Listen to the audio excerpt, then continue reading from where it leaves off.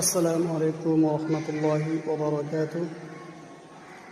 সম্মানিত প্রিয় দর্শক, আল্লাহ রাব্বুল আলামিন অশেষ মেহেরবানি ও দয়া ও অনুকম্পা যে বর্তমানে যেই পরিস্থিতি, এতে আমাদের প্রতি আযাব নিশ্চিত, কিন্তু আল্লাহ মেহেরবান দয়াবান, তাই আমাদের প্রতি এখন পর্যন্ত আযাব দেন নাই।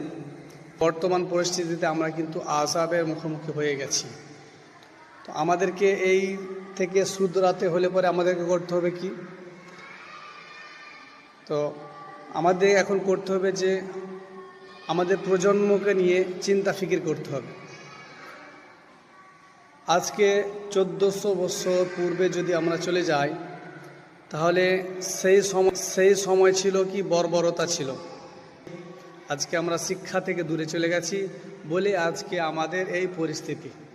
একজন মানুষকে খুন করে দিচ্ছে, কোনো দ্বিধাবোধ হচ্ছে না, অন্তরে বাঁধছে না, কারণ তার কাছে শিক্ষা নেই। একজন মানুষের সম্পদকে ছিনিয়ে নিচ্ছে, কারণ হচ্ছে তার শিক্ষা নেই। একজন মানুষকে হেনস্থ করছে, ছোট করছে, অপমান করছে, লজ্জিত করছে,